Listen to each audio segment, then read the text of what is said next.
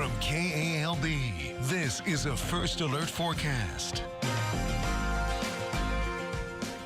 Welcome back. Thank you for joining us this evening. It's hard to see now that the clouds are that the sun is down, but the clouds are still out there in downtown DeRidder.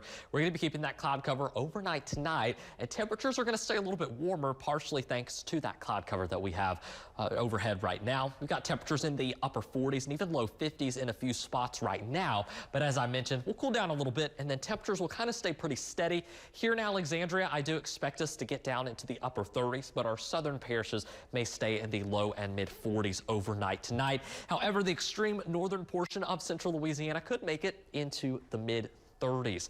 I do want to talk a little bit about what's ahead as we go through the rest of this week and into this weekend. First and foremost, really Friday night and Saturday is when our next weather maker arrives, increasing our chances for rain. Good news is severe weather potential still appears pretty minimal at this time.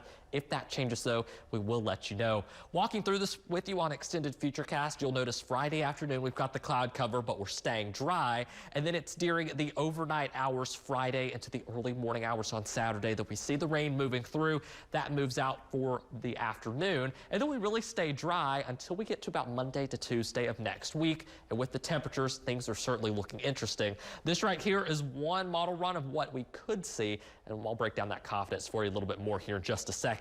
It's not just the European model that I just showed you that kind of hints at that, but also the American model as well. We're still about a week out, though, so a lot is going to change with that. The one thing I'm very, very confident in is some very cold temperatures going into next week. We could be spending some nights in the 20s, if not the teens.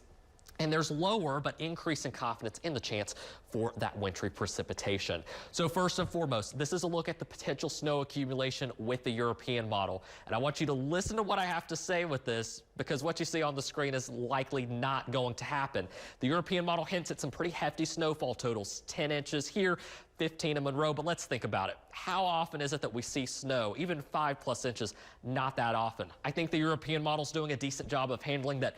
We could see some wintry precipitation, but because of how extreme and aggressive it's going, my confidence level in this scenario is low. So if you see this floating around on social media, I wouldn't believe the whole picture, but once again, certainly watching the possibility for some wintry precipitation.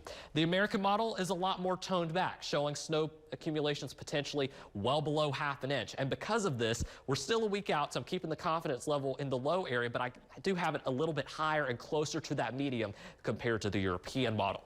Here's a look at the European model with ice accumulation. It's showing some pretty significant icing totals in Acadiana, near Baton Rouge, and some of that does make it up to the north. We usually do when we see wintry precipitation this far south. It usually is in the form of ice. I do think it handles totals okay in our area. I've bumped it just barely into the medium. Last but not least, I want to take a look at the American model potential ice accumulation. I've got that at low. It does show the best case scenario, but it has been changing so much. It's just hard to buy into that right now. We'll give you the first alert as there's more updates with that later this week. In the meantime, though, tomorrow's a cloudy day as high temperatures make it into the mid 50s. Your first alert 7-day forecast, so pretty warm conditions Thursday, Friday, and Saturday. And then the cool temperatures come crashing down into next week. High temperatures may struggle to reach 30 on Tuesday. All right, Jake, and how can Sunline get that first alert weather next week? That's a good question. The best way to get the first alert to any changing weather and the confidence in that winter weather is through our free First Alert weather app. It's a great tool to have, and you can download it for free whether you have an iPhone or an Android phone. And it's on our website. And it's on our website. Thank you, Jake.